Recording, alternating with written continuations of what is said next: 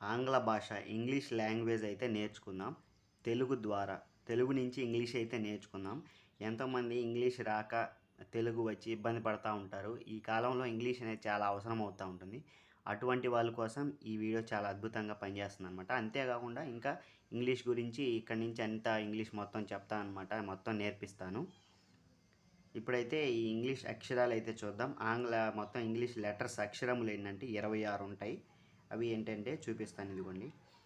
A, A, B, C, D, E, F, G, H, I, J, K, L, M, N, O, P, Q, R, S, T, U, V, W అంటే 2 యూలు కలిపితే ఒక W అనమాట. W, X, Y, Z. దీన్ని Z అని అనొచ్చు, లేదా G అని అనొచ్చు. ఇది కూడా జీ అంటారు, కాకపోతే ఇది సింపుల్. ఇప్పుడు ఈ అక్షరాలను ఎలా రాయాలో చూద్దాం. ఏ ఫస్ట్ ఈ క్యాపిటల్ లెటర్స్ అనమాట. ఇవన్నీ పెద్దబడి అక్షరాలు. ఈ పెద్దబడి అక్షరాలని ఇక్కడ ఎలా రాయాలో చూద్దాం. ఈ పైన 3 గీతలే సరిపోతాయి అన్నమాట ఈ క్యాపిటల్ లెటర్స్ పెద్దబడి అక్షరాలు రాయడానికి. ఏ, బి ఎలా రాస్తున్నాను చూడండి. సి, మీరు కూడా ఇలా నేర్చుకొని ఈసారి కల్లా ఇవన్నీ 26 అక్షరాలు చూస్తే గుర్తుపట్టాలి.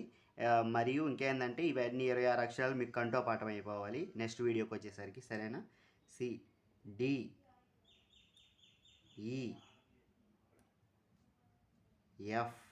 ఇది రాసే పద్ధతి అన్నమాట. ఇంగ్లీషు ఈ 4 రూల్స్లో రాసే పద్ధతి, వరుస క్రమం, ఎలా రాయాలని విధానం అన్నమాట. ఈ F, G, H, I, J, K, L, M, N. మీరు కూడా ఒకసారి రాయటం ప్రాక్టీస్ చేయండి. ఎలా రాయాలో రాయండి, నేర్చుకోండి. ఈ గీతలు లేకపోయినా పర్వాలేదు, మామూలుగా నేర్చుకోండి.